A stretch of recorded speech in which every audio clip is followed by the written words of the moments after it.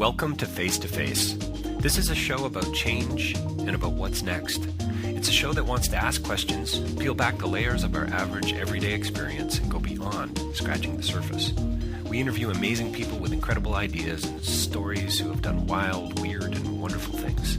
Remember that imagination shared creates collaboration, and collaboration creates community, and community inspires social change. I'm David Peck, and this is Face to Face.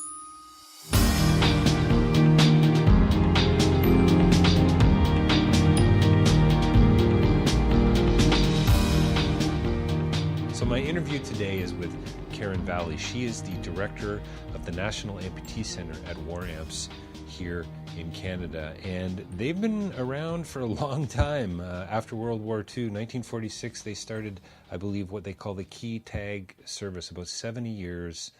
Their funding, if not all of their funding, most of their funding comes from these little key tags that I remember my dad had many, many years ago as a kid. That if you lose your keys, you drop them into the mailbox, boom, they make it their way back to you. 1.5 million people have benefited from this system, and that's how War Amps raises their funds. Karen's wonderful to chat with. She talks a lot about the whole notion of pushing boundaries, and she talks about her own personal experience with pushing boundaries in the community that she grew up in, and she talks about the notion of being disabled and about pioneering her own way and a new vocabulary and how it's always changing, and why we do need to have a care and a concern for the other, and why there's always somebody worse off than we are personally. As my dad used to say, something always worse happens at sea, or something along those lines, one of those crazy cliches. Anyway, you're going to enjoy this interview. Waramps.ca, check them out. Don't forget davidpecklive.com, rabble.ca for more interviews coming soon to a theater near you. Well, welcome to Face to Face, and we are joined by a special guest today, the director of the National Amputee Center at War Amps. Karen Valley is here with us today. Karen, thank you for joining us. Great. Thank you very much, David. So we've got lots to talk about, as usual, I think, on Face to Face, and I know that we're going to probably end up in some places that you and I don't even know about yet, which I think is always exciting, a little frightening, and always wonderful, Karen. So thanks for taking that risk with me. So the War Amps is committed to improving the quality of life for Canadian amputees. That is kind of one of your taglines, and I know that this year is 70 years of what you call your key tag service. I have a memory about that I want to share with you in a second, but tell me and our listeners what exactly key tags at War Amps are all about. Absolutely. So the key tag service started in 1946 after World War II, and it was an opportunity for those who couldn't return to their previous employment to work in an environment that understood their physical challenges, being an amputee as a result of World War II, and in a supportive environment with their peer group to provide meaningful employment and a service to Canadians. And if some of the listeners might recall, the earlier key tags were like mini license plates, and they actually had your license plate number on the tag. And when you lost your keys, someone put them in the mailbox. Canada Post sent them to us, and then we would be able to look up the record and return the keys to the owner. Things have evolved over time. We now have a confidentially coded number on the key tag. You can put them in the mailbox or call the 1-800 number on the back, and we'll return them by bonded courier. So they no longer need to come physically back to us. We're able to do a safe private service where the finder turns them over to the courier system, and the courier system delivers them to the owner. And so it's really helped a lot of people get their keys back a lot sooner, and we've returned more than 1.5 million sets of keys. Okay, so Karen, so I read that on the press release, 1.5 million sets of lost keys since 1946. That's an awful lot of absent-minded Canadians. Well, keys get lost in a variety of ways. You're not always simply forgetting where you put them. We've had, I remember a story a number of years ago where an individual was out shoveling snow and had their keys in their jacket pocket and ran inside to use the washroom, and the keys fell out, and they turned up in a sanitation system, in the screen several months later, right. And they were able to be reunited with their owners.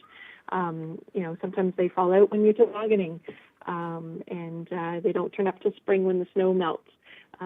So, it's often a variety of ways. People might put them in their luggage or their backpacks or their purses, and if those maybe get lifted or something, then they might get returned because someone found them. A Good Samaritan finds them and drops them in the mailbox or calls our 1-800 number. So there are many ways that they might go astray, as well as those that are absent-minded, I suppose. But, you're trying to be nice now, Karen. Yes, yeah. But it does happen, yes. In some creative ways as well. And so, but it is a large amount of keys over the length of, over the 7 years. That's a long time. My dad, my dad was one of the most generous people that I know. I have these memories of, the Cancer Society and different foundations and so on, of envelopes sitting beside him that he would write checks to back in those days. And I'm old enough to remember when the key tags were actually aluminum, and they would kind of bend in a fun way and kind of kink in a fun way on the keychain. And I remember them being stuck opening the envelopes. I can see them. A real visceral experience for me as a kid, which I think speaks volumes to the direct mail-like nature of your fundraising. And I find it fascinating that I think you said earlier offline that most of your fundraising is in fact connected to this program or this service. Definitely. What's really, I think, interesting about who we are and what we do is that we don't receive any government grants or government funds, and so our prime source of operating funds are through the key tag service. And so we don't sell our tags. We send them out as a service to Canadians, as a return key service. And for those Canadians that find it to be a valuable or a useful service, they donate to us. And those are the funds that we use to operate all of our programs for all of our amputees. And we're very efficient with the funds that we raise. We're really good about using 90% of the dollar for the programs that we do, and not in administrative funds. And we really protect our donors' privacy as well. We don't sell or trade our mailing list. And we really value that relationship and the support that the Canadian public has given us. We've been around since 1918, so it's really a long-standing relationship and a trust that we've built up with Canadians. Well, I think it's amazing that you don't use professional fundraisers, you don't use government grants, you don't solicit by phone or door to door, or a variety of other things. It's really quite interesting how you have created this return, this fee for service, and have built your programs on that. I think maybe in some ways you guys were way ahead of your time. Because I think, from my experience with the nonprofit sector and what's going on now, people are struggling to raise funds and having a tough time because, where's the value, right? What's in it for me kind of a thing. It's got to be a little more than just a tax deductible receipt, it seems to me. Well, and I think Canadians can really understand the work that we do when they realize how much of their donation goes directly to the programs. And when I say programs, I mean providing funding for artificial limbs for Canadians. To ensure that they can still participate fully in life, that they can be active, that children especially can grow up with their peers and not be held back on the sidelines, that they're able to try different activities to find out what is their niche, what is their passion in life, and it helps Canadians stay in the workforce. It helps them to be socially engaged. We also have many supports and services, in addition to our tangible funding for artificial limbs. It's information and resources, and that experience of amputees helping amputees. We've lived it. We're able to speak about our experience with that and to connect amputees with other amputees in similar situations. It's a very small percent of the population that experiences amputation at various stages of life. And so to be able to talk to someone who has lived there, who has been there, is very valuable to our new amputees coming into the program. I guess there's not a lot of really, interestingly enough, not a lot of war amputees anymore. Is that true? Or would most of your the people that you're working with, would they have been born without limbs, or would these be accident victims? I'd like to think there's not as many war amputees. I guess there are still soldiers coming back home from Afghanistan and other places around the world without limbs, but. Numbers have changed. We certainly had a large influx after World War II and a smaller one after Korea. And then we went many years without a global conflict. And so Canada really didn't see an influx of new amputee soldiers. And then Afghanistan came around. And there was an influx. It's a small influx in comparison, but their needs, while in some ways are incredibly similar to those from World War II, they are also incredibly different.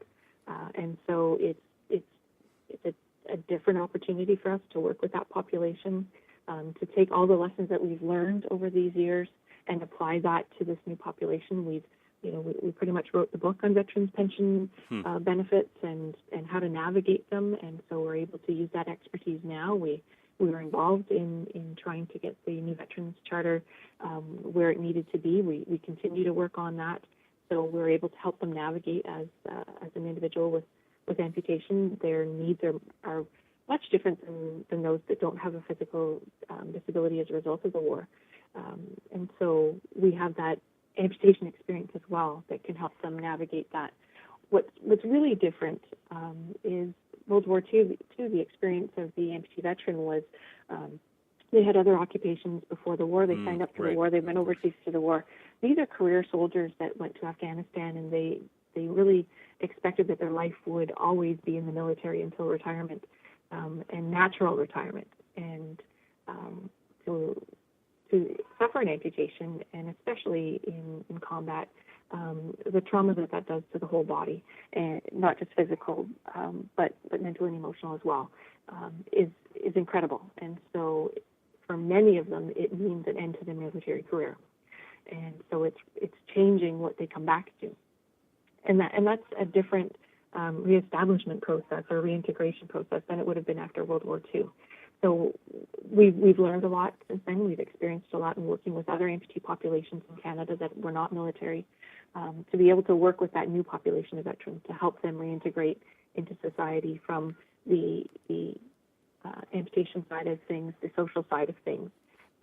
And we work with Veterans Affairs and National Defense. We have agreements with both of them to look after that population, to help them reintegrate into society, having left military service. So it takes all of us partners working together to provide that assistance. Yeah, well, and Karen, I guess, you say it just raises a question or two for me when you say amputation into the social side of things, the reintegration from amputation into the social side. And I wonder, I've got a lot of questions around that, I think, but I wonder to what degree things were different after World War II than they are today. I mean, was there a stigma? I do a lot of work in Southeast Asia, and I know that, and you and I have chatted about this before, but amputees in other countries around the world are certainly looked down upon in a way that I don't think they are here, and yet I do wonder to what degree some of those biases still play a part in our culture as well. We're definitely in a different situation in Canada than many of the third world countries that you and I spoke about before. We've come leaps and bounds over where we were after World War II. I remember one of our World War II veterans talking to me about when he came back to Ottawa as an amputee and in the 1940s, and the place where he would go to get his artificial limb made was on the second floor of a building downtown Ottawa, and it was the Department of Veterans Affairs limb fitters place, and it was up a flight of stairs. Oh, it's not even funny, but it's kind of tragically funny. We laugh about it together now, and it was a narrow staircase, and he would talk about the challenges of navigating that staircase on crutches.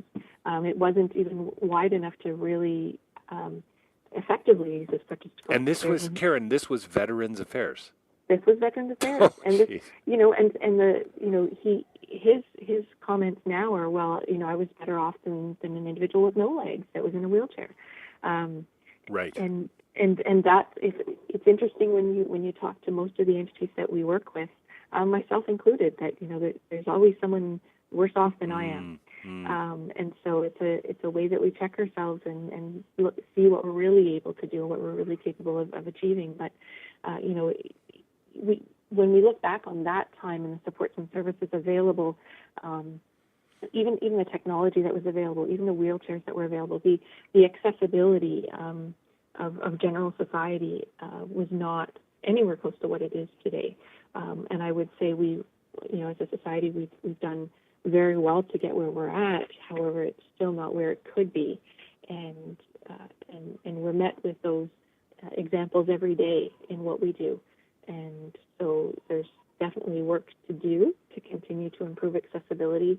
And it's not just for amputees; it's for everyone. And so anything that we can do to add to that effort, we're always happy to share that information and knowledge. There must be a sense, when, I recently had shoulder surgery, so my arm was in a sling for 6 weeks, and I felt subconscious about my arm being in a sling. I would go out and it was sort of, I'd have the coat sort of around me looking like kind of an overcoat, kind of looking like the aristocracy, at a fancy event, because that's how I would wear my coat. But in actual fact, I couldn't get my arm in the sleeve, or, different places where I felt like I was awkward. I was out of place. And this was for 6 weeks and I still had my limb.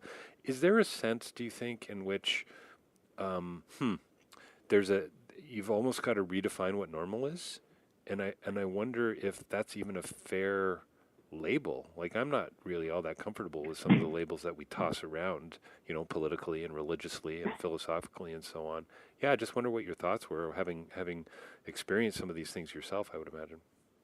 The vocabulary is always a challenge. It's always changing, but I really relate to some of what you're talking about. Having grown up as an amputee, there's many things that you have to adjust your way of doing things, or think about things creatively or differently. And I recall when I was young, I was about to start school, and I have an older brother, and so when he learned to tie shoes, I wanted to do everything he did, so I figured out how to do it. There was no opportunity for my parents to try and teach me a method that they could relate to, because they had two hands to do it with, and I didn't. I was missing my arm below the elbow from birth. So it was always, I had to pioneer my own way for things. My family was incredibly supportive and really worked to help me find the ways to do it. But sometimes it was, okay, well, here's how we do it.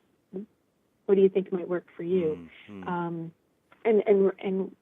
when I got to school for the first time to meet the teacher, and she was concerned because I had laces on my shoes, and her comment was, well, one of the first things that has to happen before she comes full time is she needs Velcro shoes, not considering the fact that maybe I already knew how to tie my shoes. Right. And many 4-year-olds don't, but I certainly did, and she made an assumption based on the physical appearance, and that was a lack of knowledge and understanding on her part, not out of any maliciousness, but really from a lack of exposure to those with disabilities. And society was much different at that time. This was the early 70s, about actually encountering and being open about different abilities and talking about them especially. And I wasn't one of those kids that was happy to sort of be shuffled off to the side. I wanted to do everything, try everything, be everything. And so I pushed boundaries in my own community without realizing that's what I did. But it's that, some of those things still exist today. We often make judgments based on someone's visible appearance and decide what they can or cannot do. And so that's something we still need to work on. It's something I still battle at this point. And I know I recently had some shoulder issues of my own. Because I'm an amputee, I have repetitive strain, and even on the good side is not so good anymore. And so I'm always struggling with that. And when I did have some shoulder issues, and you're needing to find some support services, physiotherapy, that sort of thing, and trying to find someone that understands that the way that I use my body is different than their usual client because of my amputation, it was really challenging. There was limited experience out there. I'm in a situation where, as a child growing up, having been born missing a limb is a very common cause of amputation, and especially being born missing an arm. As an adult, the most common cause is because of illness, such as diabetes, vascular disease, and it's usually later in life, and the illness is always present, and it's usually a lower limb. So as an adult, I'm in the minority now, and so most people's experience when they do encounter an individual with amputation is always at the leg, and the individual is ill. So there's a lot more supports and services related to mobility issues from walking around than there would be for someone with one hand at my age. And you always feel like you're educating the medical professionals that are working on you rather than them being the expert. It's so interesting that you say we still have some work to do, because you like to think that we're incredibly progressive in the West, and wheelchair access, we wouldn't even consider thinking about putting Veterans Affairs on the second floor. I mean, it's almost like a comedy routine in a way. Sounds like something Rick Mercer would pick up on, but yet, I still wonder to what degree, and we're all guilty of it, with we're so willing to jump to conclusions without, I mean, I hate using the phrase it's in our DNA, but in a sense, we're kind of, we've set ourselves up that way, right? And so, so I do a lot of work in Southeast Asia and Cambodia, as most of my listeners know, and as you and I have chatted about before. And so amputees that go in for work in countries like that are immediately looked down upon. And so they are less than, right? Yeah. They are less than. They are not full human beings. This is not what a normal person is supposed to be about, or this is as a result of something they did. It's a very conditional thing, and I wonder to what degree, on some level, our culture, we're still doing that with our our parents and our teachers and the people that we work with and so on. Well, I found it interesting to learn what some of the other cultures believe from a cultural belief system. I know there are some countries where the right hand is used for personal care and the left hand is used for eating, and the two shouldn't mix. And so if you're missing one of them, clearly you're doing both tasks with one hand, and that's unclean, and that's unaccepted. But those are the cultural norms there that go back centuries. And so being the first person to come into that, it's going to take a lot to build understanding and to change that cultural norm. I also understand that it can be very complex, and an example of that would be trying to look after all of the accessibility needs that might be in your community. You have an intersection, and you have a group that needs to have the sloped zero-grade sidewalk approaches, and then you have those with limited vision, and so you might have the fluorescent paint, and then you have those that need the tactile indicators that it's an intersection, so there's those raised dots. When you put all of those things together, a leg amputee might find that the raised dots present an obstacle for them. When it's slippery, that high visibility paint, when it's raining, becomes very slippery, and so someone with impaired mobility, but is still ambulatory, still walking, that presents a hazard because it's slippery, and those raised dots for a wheelchair are a challenge. So you start to you look at what you think is a solution for accessibility needs, and there's always a but. That's great, but for this group it doesn't work. So I understand that it's much more complex than any of us can really appreciate. Yeah, sure. And yet we do the best that we can in society. And I've certainly seen a lot of gains in that area.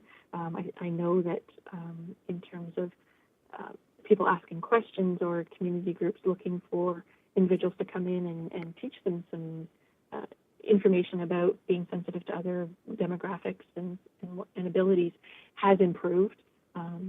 It's definitely a different world to grow up now. I know when I grew up, it was challenging in dealing with bullies. It was more related to my amputation. I know bullying is an issue now, but it's more sort of across all of society, and so it's less about the physical limitation at this point, I think, than it was when I was growing up.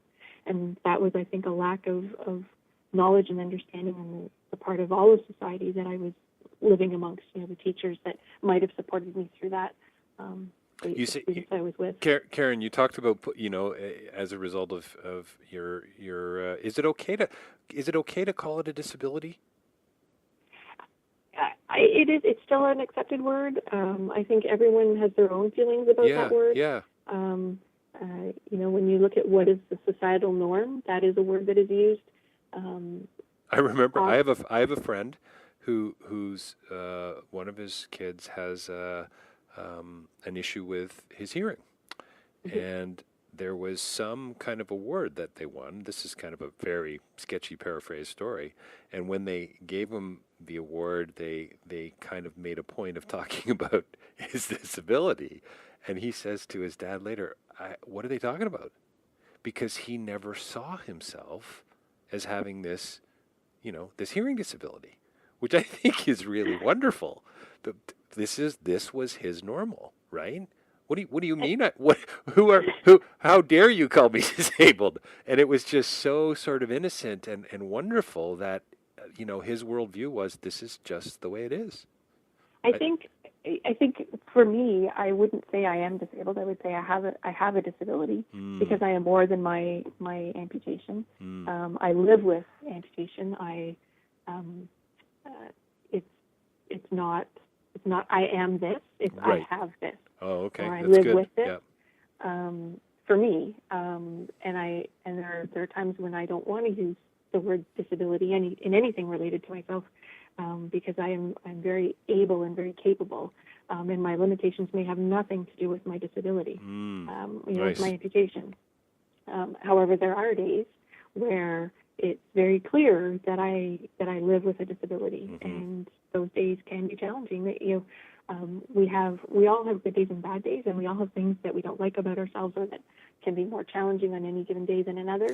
And I know in talking with my colleagues and my peer group that are amputees as well and have been all their lives, there are days we have bad arm days, and it's like a bad hair day, only a little bit more personal, with the day when you're really challenged with your physical abilities, and but those days are few and far between, and we've all found ways to accept those and to work with them and work past them and know that those days will happen, and that's okay.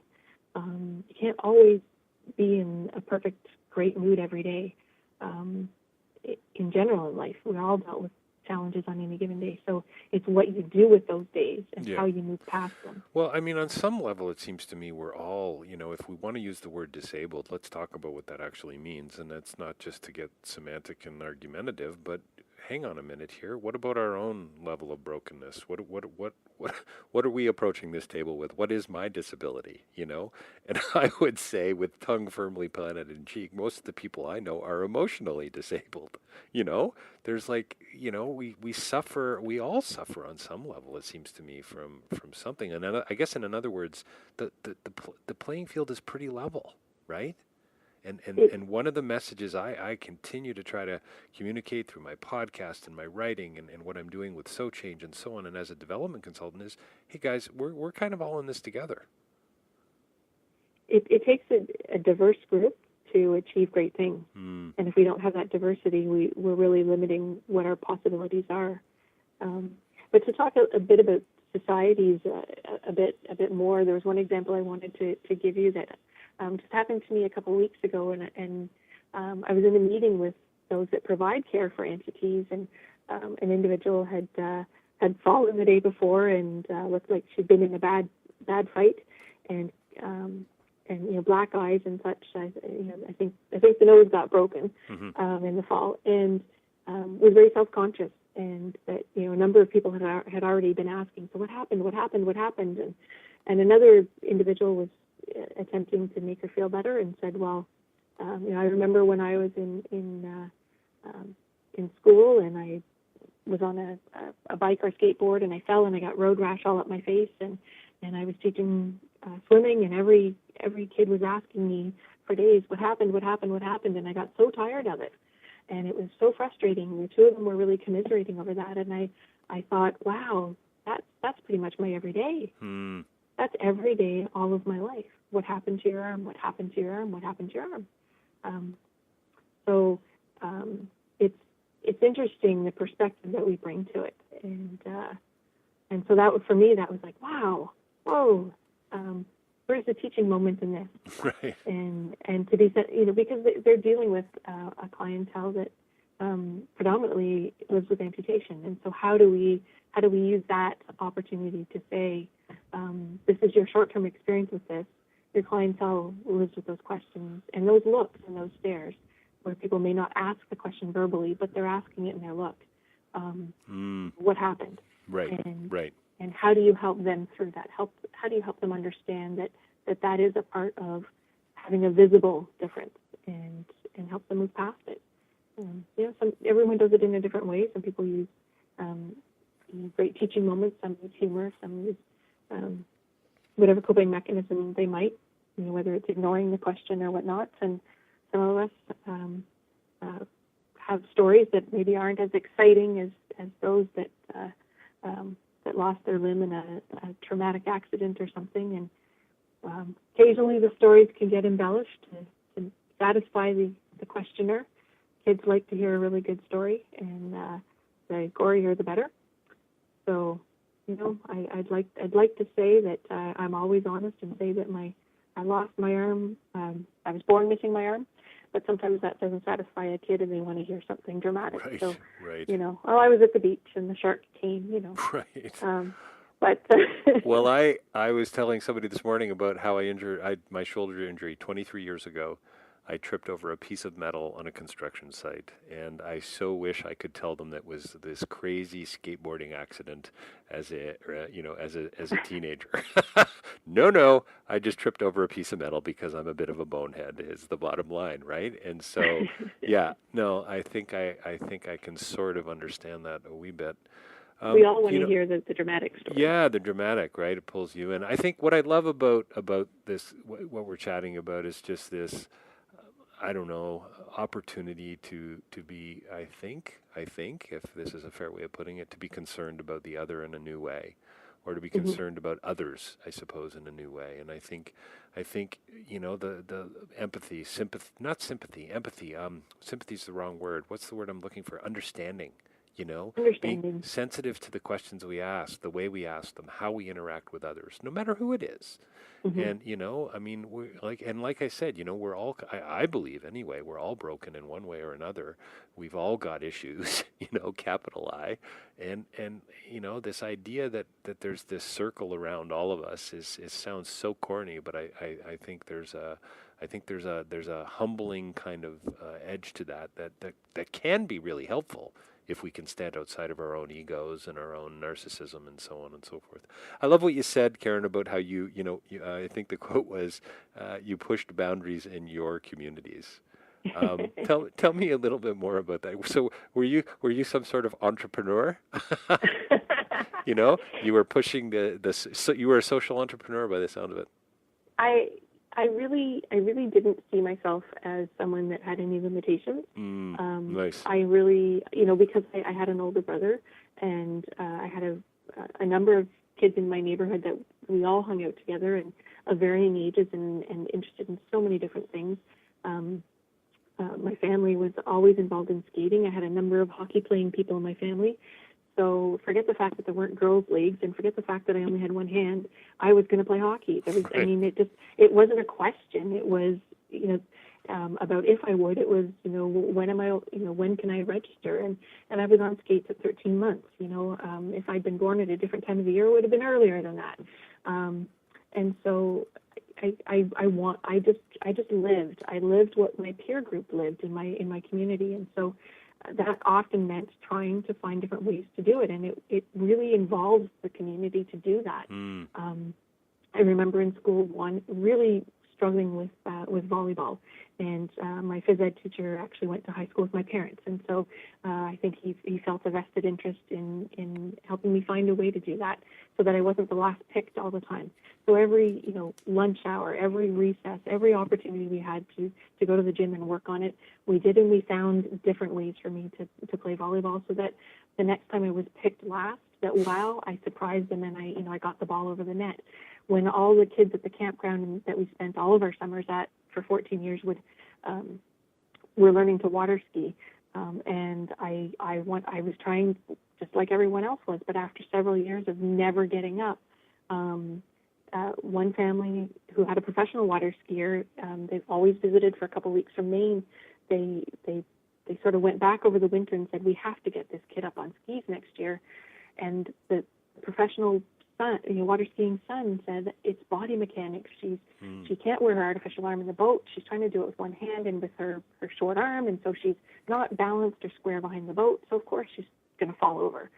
So instead of using a single bar control, let's give her two handles that we can change the length of one, so that they're the right length to give me balance behind the boat and being square. Well, the first time that we tried this the following summer, the whole group was so used to me never getting up, they were getting the next person ready to get in the water when up I got and away I went, and they were shocked. Even ran to get my parents and brought them down to the beach so they could see it. The funny part of that story is they were so sure I was never going to get up on skis. No one ever told me what to do once you were up. So what do you do in a corner, and what do you do when it's time to just let go? So it was probably the longest first water skiing effort anyone's ever had. What do you mean you want me to let go? Well, it sounds like you were constantly, trying to solve problems that I wouldn't have had to solve, right? In a sense, and coming up with your own solutions, because either the local culture or the health community wasn't in that place, and it seems to me that that's probably on some level how some of this work and some of this I guess just this work moves forward. What I've really come to realize in the last several months about what the contribution of the War Amps Child Amputee program has really done for child amputees in Canada, and it's because it's unique to Canada, and having conversation with colleagues in other countries that I'm really been aware of this, is all of those activities that I did as a kid. There were no special devices to be used. I was born a little bit before the child amputee program was, and so I was pushing the boundaries on pediatric prosthetics. I was using them really, really, really well. I wasn't abusing them, but really using them and finding the limitations. And it drove my own prosthetic providers to seek better devices, and to go to the larger manufacturing companies and say, this product that you've got for these kids, I've got this kid that is blowing through every limit that you put on it. Right. What we need to do something. Right. And the War Amps Child Amputee program provides funding for whatever the government doesn't cover, which in some provinces is 100% that they don't cover, and then for recreational devices. And no insurance company or government in Canada provides funding for recreational devices, and so they provide that for the children to help them to figure out what they're good at, what they're interested in, and keep them involved as children. But because of that funding, Canada has been able to continue to pursue pediatric prosthetic devices for all activities.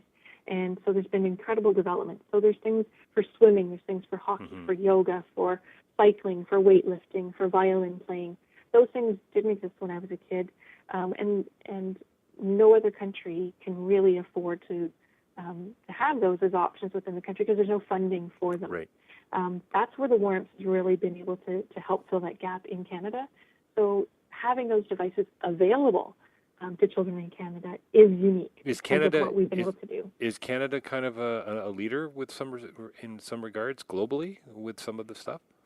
In terms of supporting an organization like the War Amps and our Child Amputee program, yes, we're absolutely unique. And because of that support, that allows us to do the funding for the prosthetics, which means that the global industry has been able to really benefit from that Right. demand and do the research and development and manufacturing of those devices. We've been hearing a lot in the media about 3D printing, and in the U.S. there's a number of crowd-sourced 3D printed hands that are being done through universities, and they're doing it very for very limited cost, and so they're filling a gap for some children that otherwise would go without any kind of an artificial limb. I've checked them out. It's great technology that's not there yet for the demand the child's going to give it, nor the physiological development and the Health Canada's regulations. It's a medical device, and you've got to make sure that you're that it's aligned properly, that it fits properly, that it doesn't do any other skeletal development changes, whatnot. But Canada has funding for artificial limbs for children because of the support of the War Amps Child Amputee program. Yeah, it's amazing. The U.S. doesn't have that, so it's interesting to see how that they're filling a gap with these this other type of device, but it's not where we're able to be in Canada, right? And that's amazing. That's such a credit to Canadians' generosity to a program that really makes a difference in amputees of all ages. I love the practical nature of what you guys do. I'm looking here at the photo with the War Amp tag, and it's just so simple, and it's so tangible, and it's making it's having such a huge impact in and what's really amazing is such a practical way. I mean, can you get much more practical? You know, if you want to get involved and you want to give back, this is a story to tell, it seems to me. It's really interesting when you actually get to talk to a donor and you get to say, this is exactly what your donation goes towards. You're helping to put an artificial leg on someone so they can go for a walk with their grandchild. You can help provide an artificial limb to a child so that they can go to school and they can participate in their daily class. They can pick up their piece of paper and use their scissors. That they can participate in gym with their classmates. I know there were portions of gym class that I had to sit out as a kid because I didn't have the right device or the ability to do certain tasks. When the whole school was taking recorder lessons, I ran out of fingers halfway through the program. But we have devices now that can help kids to do that and to really find their way and to keep up with their peers that without that, the Canadian public, we wouldn't be able to do. And I think, to me, that's just so amazing to see what we, as a society, we've been able to do and the changes we've been able to see because we have this great organization that's been around for close to 100 years now. Karen, is your office on the ground floor? My office is on the ground floor. Actually, we're sort of half above. We have one level that's half above, half below, but we are accessible. Yeah, good. Glad to hear it. Hey, just before we wrap up, tell us about, by the way, waramps.ca. Please check out the site. So is it the 70th anniversary of the key tag? Tell us a little bit more about that as we wrap up here today. It's the 70th anniversary of the key tag service, so that's the key return service that we provide to Canadians. We mail out a confidentially coded key tag to you.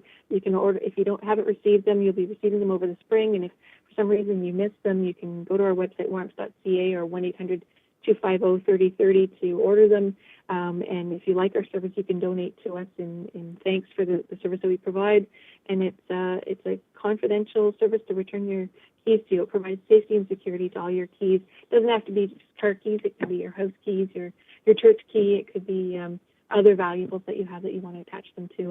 And that's where we get our funds to run our programs. And so we're very, very grateful to the Canadian public for supporting that service. And based on based on the numbers, 1.5 million sets of keys, lost keys returned to their owners, the odds are that I'm going to be benefiting from this service in the next year or two. I think that's basically what you're telling me, Karen. Yes, and it really does work. Excellent. Well, listen, thank you so much for your time today. Really appreciate some of the insights and wow, what a metaphor, and I think a challenge too, frankly, to other nonprofits to start thinking about how about the work they're doing, the impact, and how they're raising funds. Karen Valley, Director of National Amputee Center for War Amps at War Amps, with us today. Thanks so much for your time, Karen. Thank you very much, David. It's been great.